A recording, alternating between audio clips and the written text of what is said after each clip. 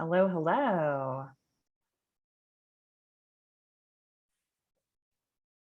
Hi, welcome everyone. Good to see you. Happy Thursday. I'm so excited to be back for what is actually the last in a series of events we've been doing at Trusting News, diving into some themes we're very excited to explore and asking for your guys' help to help us explore them. So welcome. A lot of you have been at these events as we've been doing them over the last several weeks, and some of you are new to us. So either way, I'm thrilled. No previous knowledge of what we're up to is necessary. Whoops, sorry. My name is Joy Mayer, and I am the director of Trusting News, where we figure out what signals credibility to people, to news consumers, and help newsrooms figure out how to be seen as credible and authentically and accurately reflect the lives of their diverse communities. So that is what we're up to at Trusting News. Our latest initiative is called A Road to Pluralism, and that's what this event is part of. And our pluralism efforts are really about understanding who we're serving and how well we're doing it, what relationship people have to the news as they come to it from really different walks of life, really different assumptions, really different misassumptions sometimes, really different life experiences, and really different histories in terms of how they and people like them have been reflected by news coverage. Very specific relationships to national news often, and sometimes differentiated, but not really differentiated relationships to local news and what that looks like. So we are thrilled today to talk about our final topic, which is outreach and listening. If our service to our community depends on our understanding of what people need from us, if we're to be a public service, then doing that requires us to identify what that service is, what is actually needed, right? And so how can we know what is actually needed if we do not take time to ask for feedback, to invite input, and to be responsive, to actually listen and to be responsive to what we hear? So that is what we're here to talk about today. I encourage you to introduce yourself in the chat. As I said, I'm the director of Trusting News. I have my two colleagues here, Molly Muchna and Lynn Walsh are here, if you want to just wave, guys. And then I'm so excited to have two friends and really smart people here to help us get the conversation started.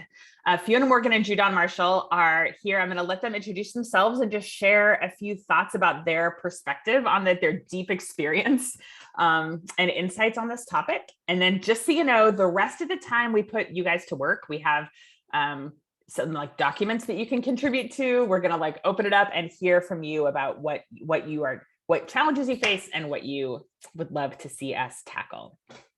So Fiona and Judon, do you want to just introduce yourselves really quick first, and then we will start with Fiona and go to Judon in terms of opening remarks. Yeah, do you want me to go to first? Yeah. Hi, I'm Fiona Morgan. My pronouns are she, her, and I am based in Durham, North Carolina. I'm a freelance consultant.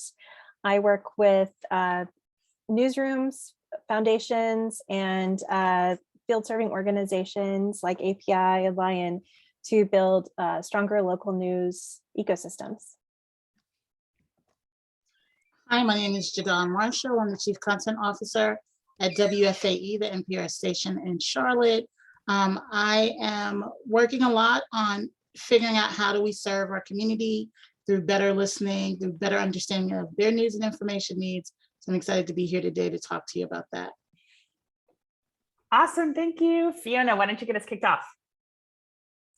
Yeah, sure. Happy to. So just a little bit more about me. I have been a reporter, I've been a public policy researcher, and I've been an organizer of sorts in the sense that I was working with Free Press and helped co-design and co-lead the News Voices project there. And so a lot of what I do is community listening and engagement, and I direct community listening for the American Journalism Project. So that's a big part of my work right now. I've coached dozens of newsrooms and facilitated a lot of live community discussions, both in person and online. And I really loved the idea of feedback loops, which was in the piece that Joy wrote on the blog post that sort of frames this conversation today. I think feedback loops are really essential to community listening and engagement, because without them, you're just wasting people's time. So that's really the only way that it works. And, Joy had asked for, she presented a couple of questions for us to sort of kick things off. So I was sort of thinking about those questions. One was, what persuaded you that the topic matters for local newsrooms? I personally don't think that local newsrooms can achieve their mission of serving the public without talking to the public and really learning about what they need and listening to a large, diverse group of people. And I also personally don't think that local journalism is going to have much of a future if we don't bring the public into our work in a really meaningful and ongoing way. Another question was, what gets in the way of more and better outreach and community listening efforts? And I would have to say, really, it's buy-in from the newsroom and from leadership. I would say that's the thing that I most often hear. So it's really critical to have that buy-in. One question I often ask people that I work with when I'm coaching these things is, what are you willing to do in response to what you hear? That gets at that feedback loop, which is, if you're just listening, but you're not responding and you're not doing things that show people that you're listening and you're willing to do something, then it's really not going to work. And so that lack of buy-in usually comes down to kind of generally three different kinds of things. One is the sort of scarcity mentality, right? So we work in an industry where there's been constant cutbacks, and the narrative about local news has been about cuts and loss. I think when you have that in your mind, it's really easy to be worried about change, because change is often bad, right? It's usually the bad sign. But I think that when you're in that mindset, it's kind of hard to see all of the ways that listening and engagement and engaging with the community can boost your efforts and add capacity to what you're doing. There's also some old school thinking that I often describe as like crossed arms. Like when I'm talking to somebody and they cross their arms at me, I kind of know that there's a sort of thinking of like, oh, that's not, I've heard people so many times, that's not journalism. And I think a lot of that really comes down to this idea of like, we can't get too embedded with the community because we can't set expectations that we're going to side with them. And so there's this sense of like, how do you develop a trusting relationship without setting the expectation that you're going to cross some sort of line in terms of your own role as a journalist? And so I think it really helps to have examples of how you navigate those relationships and how you can create clearer expectations by clearly articulate what you are for. What are you doing? Not set it up in terms of what you're not doing. Another thing that I think is a problem is fear of being demoralized. A lot of journalists are feeling like they're besieged by, a lot of negative comments from the public, and this whole, the politicization, the polarization of the very idea of journalism and all that.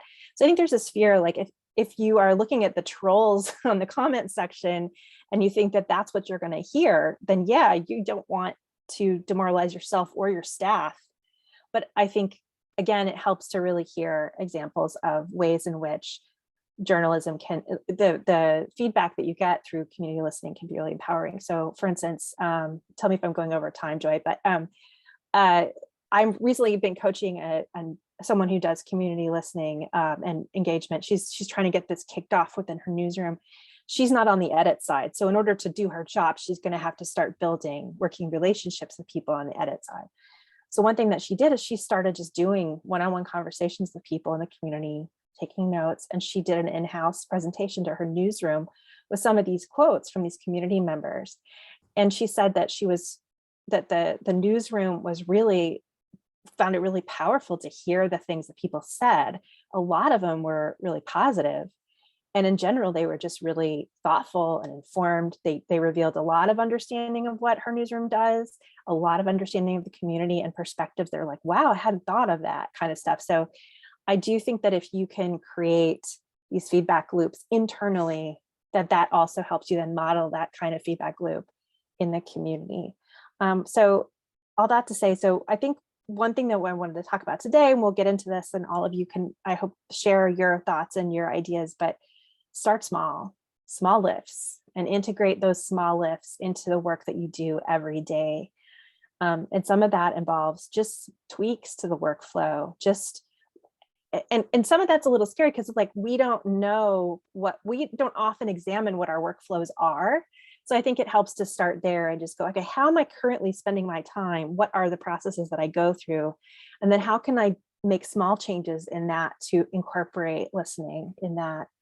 So map it out. And I'd say the last thing is the really important part of this is consistency, because we're taught, I think that the mindset of like, you do a story, it's out there, and then you moving on. Next time you're kind of starting from zero. But community listening is the opposite of that. Whatever you do, good or bad, is cumulative. It builds over time, and people will start to turn to you and participate if you show up really consistently. And if you don't show up consistently, they're going to think it's a one-off and you're not sincere. So I'll stop there and let Judon get a word in. Thank you. So you said a lot of things that I would echo. And one of the things I should acknowledge is that I came to WFAE 4 years ago. And one of the first listening events I went to was hosted by Fiona. She started the North Carolina News Voices Initiative right around the time that I was starting at WFAE. And again, it was like powerful because, we had been having conversations in my newsroom about, what the community was saying about different issues that had been covered and points of disagreement, and I think at that point, the editors were pretty much like, well, we covered that issue sufficiently. We don't know why they still have these questions, right? And so I was challenging them to think beyond what they thought was enough and to really listen to what the community's points of contention were around these narratives, and to dig a little bit deeper. And so I invited a few of those editors to go with me to that first listening event. And at the event, there were these aha moments for them, right? Where they could hear directly from community members, not with a mic in their face or, I'm on a deadline for a story, but they could just really sit back and observe what the community had to say around some of these very same topics. And coming out of that event, they were just invigorated, right, by having the dialogue, about having that insight, and thought about ways to go back and address those issues further. And so I would say, that's the takeaway for me for community listening, right? It kind of helps constantly reframe the way you think about issues, the way you think about your beats, the way you think about topics should be covered. I often chastise people against navel gazing, right? That this is about our journalism for us and what we want to do, and to really center the community in the work. And so that means for every story, we should be asking who's most effective, where are their voices represented in what we do, but then how do we know the bigger issues? What's the context around these issues, especially in communities that have been historically underserved by media? And so, so I come, one of Joy's questions was, what persuaded us that these topics matter in local newsrooms?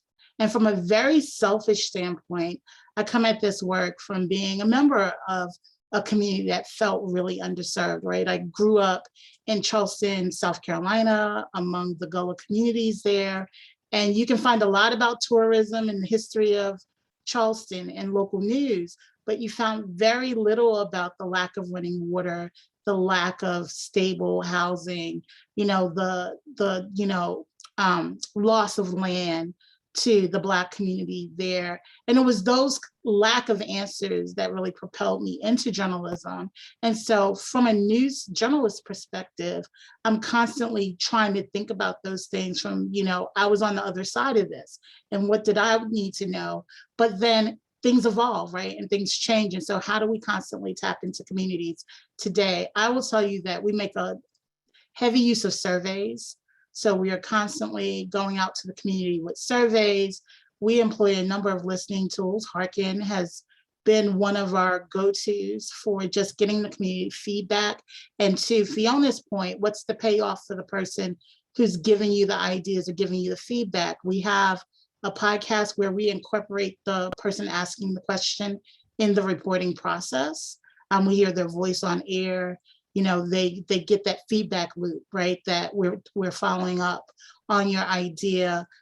We do small listening sessions ourselves. So 2 things: we go out to groups in their own spaces and talk to them about their issues, but then we also invite people into our newsroom to have on background conversations with our newsroom about different issues, like Charlotte through their lens. What is it that we don't know? Where are our blind spots? How can we do a better job at covering these issues? And all of those things have been really beneficial to us as a news organization. I think, again, to Fiona's point, this doesn't have to be a heavy lift. There's an opportunity on every article you write to engage with listening, right? To invite people to tell you more, to ask what's missing, to just take that article a further step. We have started introducing our reporters on new beats to the community. So we put together little social cards where we say, for example, meet David Borax. He's our new climate beat reporter. You know, if you have questions, if you want to see certain things covered, here's how you reach him, right? And so we're gonna ramp up what we do around that. We've done town halls with the reporter, again, on a particular beat. We send it out to people. We ask them to come spend an hour asking about the beat, asking about what they're gonna be covering, you know, making those suggestions. So those are things that everybody could do today. So I would certainly encourage that. Awesome. Thank you so much, you guys. It's so interesting, isn't it, that there's like the 2 parts of this conversation are sort of the philosophy and the buy-in, and then the strategy. It's like, first you have to decide that you want to hear from people. You have to remind yourself that the community isn't all made up of jerks, and that's who's yelling at you all the time. That's the, you know, there are a lot of reasonable people to have conversations with. And even with people who are doing it angrily, there are things worth listening to. You can learn a lot about how you've angered people or what they're mad about journalism in general. And then the strategy of like, okay, so what does this look like? I'm really busy. How do I make time? How can I, as Fiona was saying, build this into my daily routine? And we're very much at Trusting News about figuring out how to interrupt journalist routines to do things that demonstrate credibility and earn trust. That's what we do. So I'm very excited to move on and hear from you guys as well. So what we have is a Google slide deck that is editable by anybody that we are going to stick a link to the chat in, and we invite you guys to share your own ideas and experiences. So what you will see if you are at a spot, I know a few of you on your phone, and so we are going to just take a few minutes to look at this, and I'm sorry that will not be relevant to those of you on your phone if you can't get to it. But basically, we invite you to pull up this slide deck, and we're asking you to do a few different things. The first couple slides are, we're asking you to vote basically on which of these ideas you have tried. You're going to put a purple marker on ideas that you've tried and a green marker on things you think are worth trying or that you would like to try. So that's what the first couple slides are. And then we're going to ask you to think about how you could build this into your routine or how much time you think it might take. And then we're going to ask you to think about who your newsroom most needs to be listening to, whether it's stakeholders you're not reaching, specific communities, types of people. So I'm just going to let you guys do that for a few minutes, and we can share back some reflections if we're seeing really interesting things.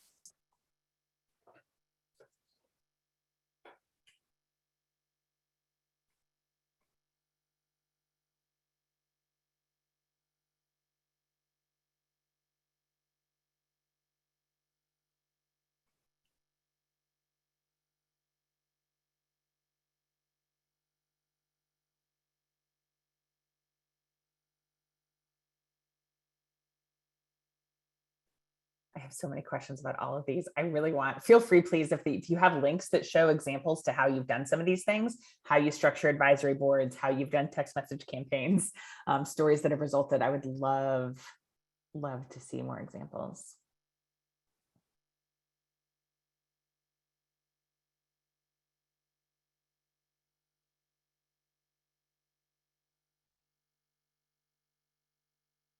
And feel free to add your own. Can't read underneath the markers. Okay, we can try to move them to the edges here.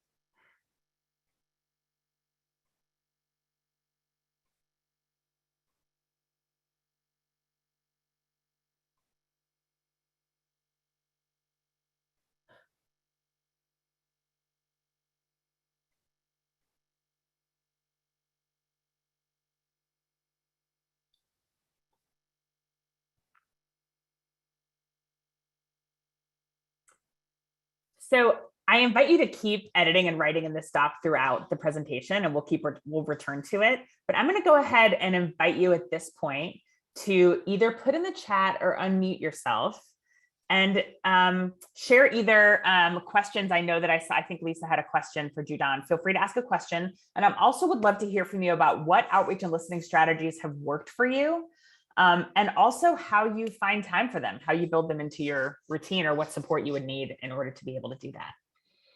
So I would love for anyone to just unmute and chime in. So I can take Lisa's question. So we have gotten into the habit of, we host a lot of events.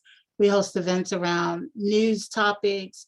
Every time we do an event, we try to do a registration, an email capture, and we do a mini survey after that event. But we hold on to those names, right? We get their permission to follow up with them.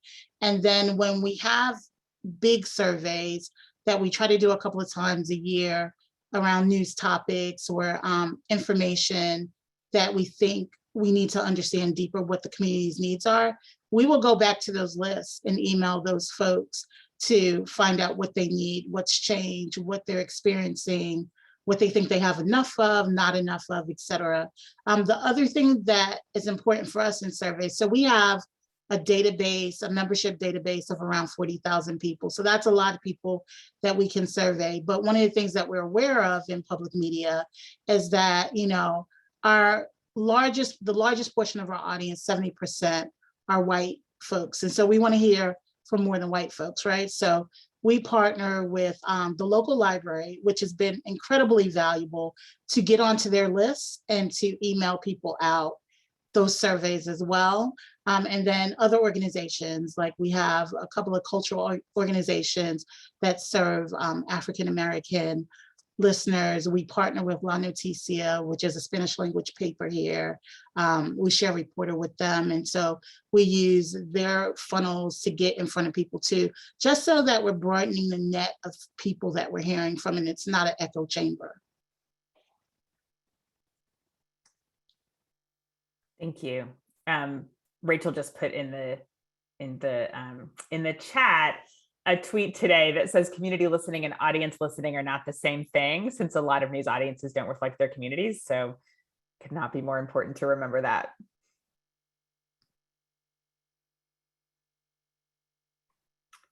Who else is willing to jump in and share something that's worked for you, or something you'd love to try, or what support you need to make this happen?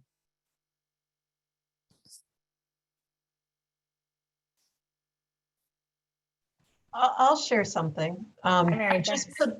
Hi, I'm Mary from WUSF in Tampa. I just shared a link. One of our climate change reporters realized that she didn't have a lot of diversity in her environmental coverage. She was relying too much on scientists and experts. So she created a Google form, and actually Carl, our digital editor, is on here, and he helped develop it. And it just asks a simple question about your story about climate change. It's resulted in a bunch of audio postcards. The story here is actually an example of one, and people just sharing their voices, but it's led to an abundant number of sources, primarily a lot about environmental justice and injustice, which is an area that we just had no contacts on. And she's getting access to gatherings and meetings because she's being invited because she listened. And this was literally Google Forms, and this was a primary way for us to report during the pandemic. And I do want to give another nod to the folks at America Amplified who kind of helped inspire it. Awesome, thank you. And hi there, Alisa, America Amplified. Carol, I don't know if you're in a spot where you could unmute and say more about what you put in the chat about the listening tour you did with firearm owners. Oh, I can unmute.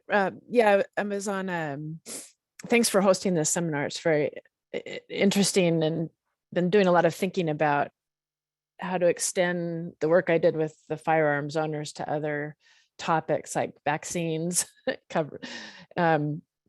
So this was a topic about how gun owners were taking charge of the suicide prevention message, and having conversations with conversations with them to find out, because gun owners aren't a monolithic community, to just to hear how they were thinking about this. And it was my first encounter with people who are so distrustful of media. So it took a lot of conversations to talk about what I'm doing, how I work, how the media works, and then yeah. So that's I don't, Yeah.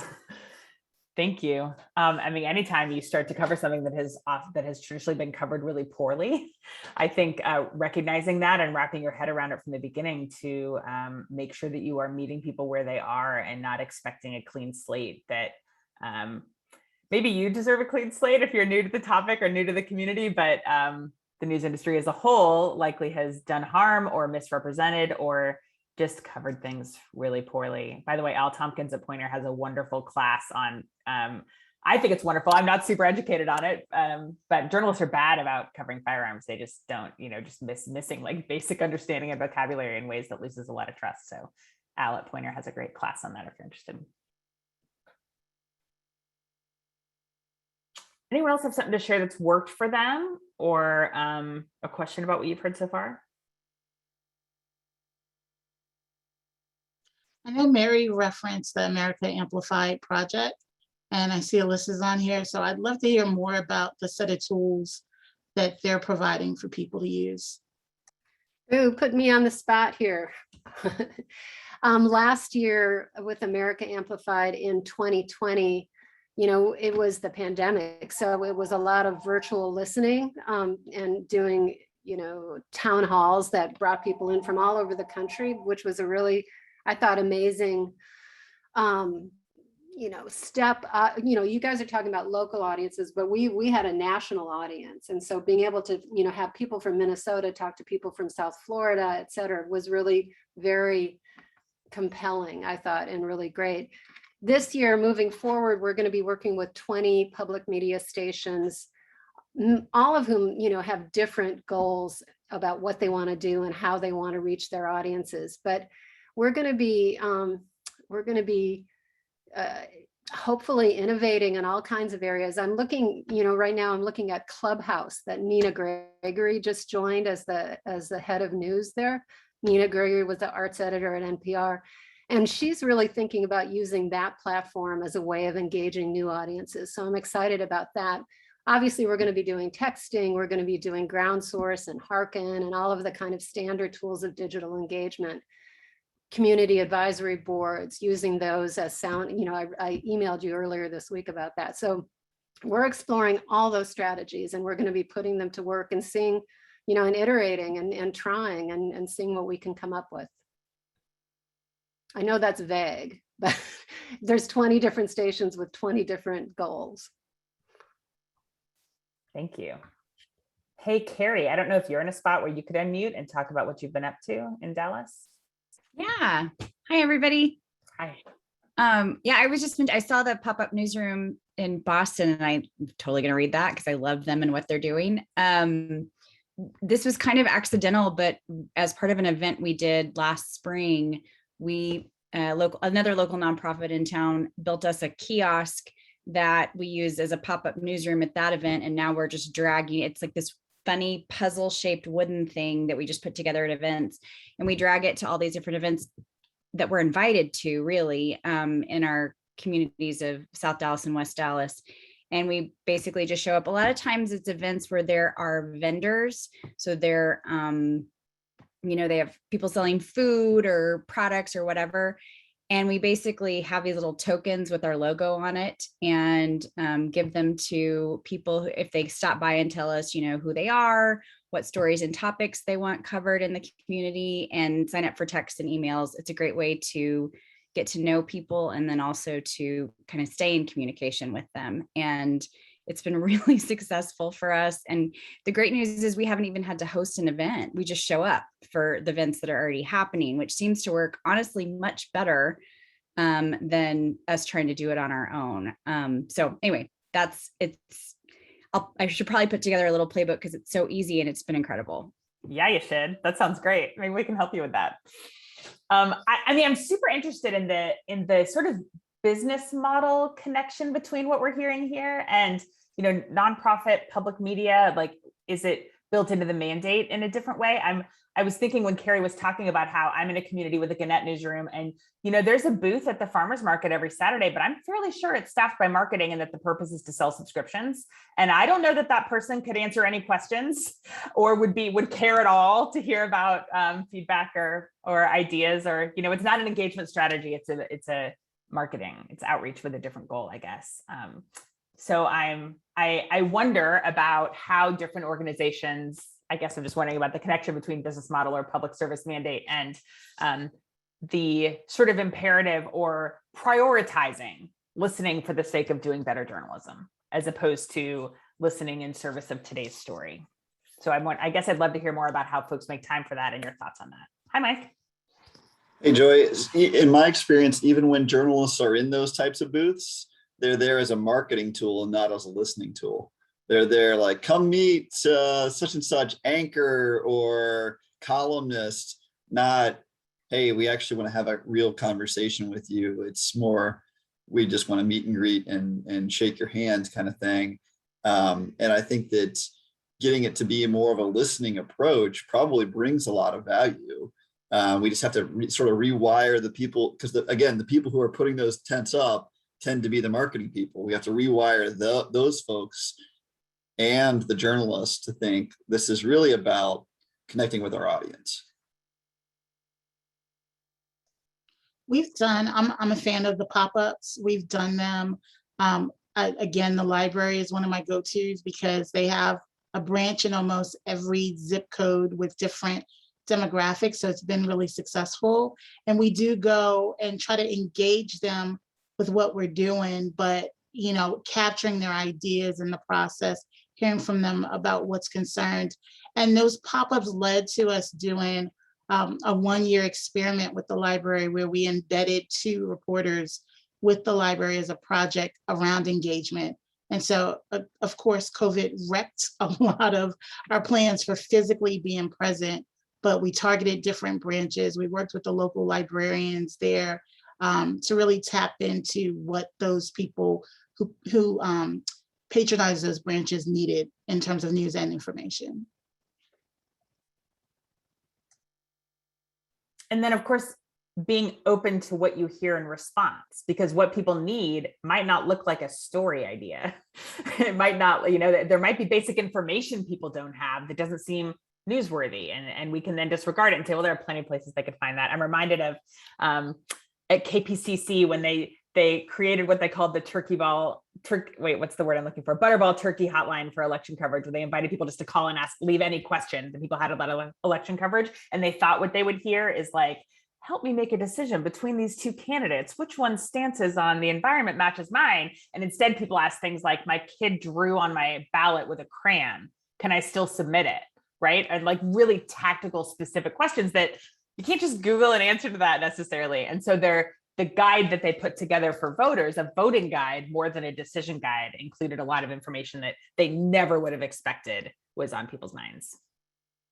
Yeah, I would say that's been, listening to the community has led to us creating resource guides, right? Not stories, but, here are a lot of questions coming up around COVID. So here's an FAQ on COVID. Here's an FAQ on voting and the mechanics of what you need. Or we did resource guides around places you could go for assistance for housing, places you could go to get your utilities paid if you were running behind, right? And all that came out of the trends we were starting to see and questions coming from the audience.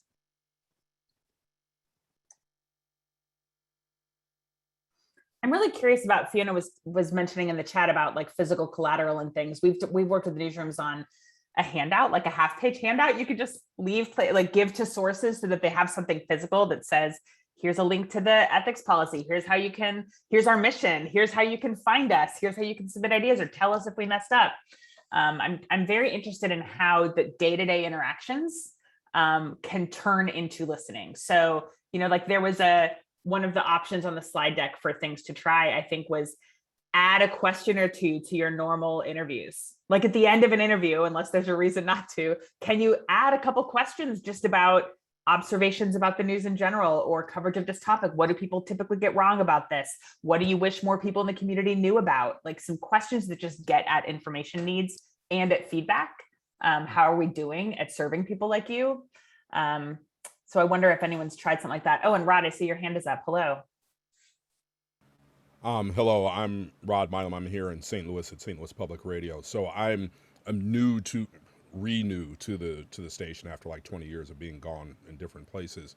And I work some with the newsroom in different areas. And one thing I know they had that was running when I was going, which is kind of, it's a separate thing. I don't think this is directly related to more the areas of opportunity and cost-free reasons or cost-free options for people out there. But they were running at the beginning of the year, and I put a link in the chat. They called it a mini J school because St. Louis Public Radio is attached to the University of Missouri St. Louis. They had 8 different sessions or 9 sessions over the course of several months, and they talked about anybody could join, and they'd actually find out what journalism is, and they could come in that, and they held it in the community room. The thing is, it cost money, so it'd have to be at a certain time. You had to pay $80. I think it was $80. Yeah, $80 for 9 sessions. It doesn't seem like a lot, but it's money. You have to spend money, and but they did invite people literally into the station to do this, and the actual journalists would be there, and they would talk about what was going on, and they invited other journalists, not just from the station, from the radio station, but from other media outlets throughout the city. So that's an engagement that they did there. I don't think that's ideal, and I don't think that's a one-off, and especially since I think some things were done, and I was after Ferguson, because Ferguson's like down the street from the station. I know that there were some engagement things, but I can't speak to what was actually done directly around that. But I mean, I'm trying to pick up some ideas and maybe suggest some things to the newsroom. So. I remember actually, Rod, that because I was in Columbia, Missouri at the time, the station did some really wonderful outreach around helping people prioritize or kind of vote on what the community priorities needed to be in order to process and improve the situation there. Right. And the flagship podcast that came out of it's called We Live Here, which has actually been picked up by PRI and as well. That's based here at the station, and that started as an active conversation to try to engage in ways that public radio in general and KWMU in particular didn't necessarily do before. So that's an ongoing legacy, from that thing that happened 7 years ago. So there you go. Doing this work is of course really different if you are dealing with people who have at least a moderate level of trust in your work already.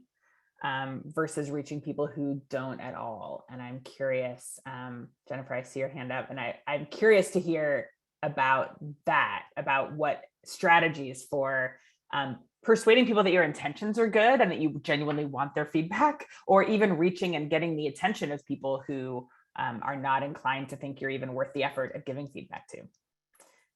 Jennifer, hi.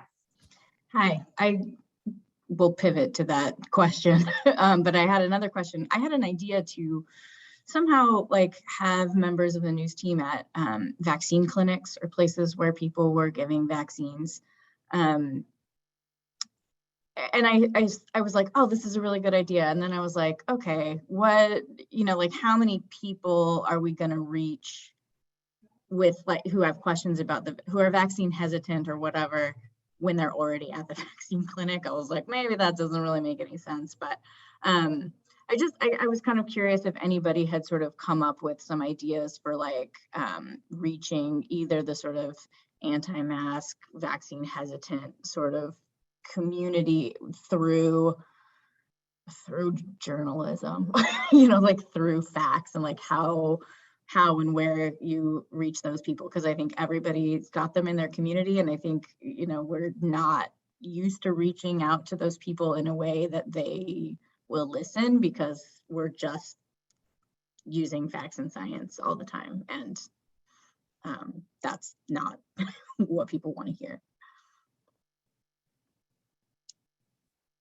One of the things we're addressing with our the newsrooms working with us on this effort around pluralism is the real polarized ways the journalists tend to cover things. So it's those people who aren't as excited about mask mandates and vaccine mandates, or who have questions and hesitancy, are often not covered with a lot of nuance. And so I think hesitation around concerns around whether your view would be handled respectfully by journalists, I think is really valid. Yeah, that's really tough. Yeah, something else that we recently wrote about is when covering these topics, we tend to tell stories in narrative form, which are great because they can be really appealing and compelling stories. But if you take the narrative out and tell it more in kind of an FAQ way, where you take their questions, add an answer, and it's kind of more that format, that potentially can take out like the emotion and the divisiveness of it. And it just presents it more as, okay, here are the questions we're receiving, here are answers, instead of highlighting different stories of families and all of that can raise that emotional level that then can lead to that divisiveness.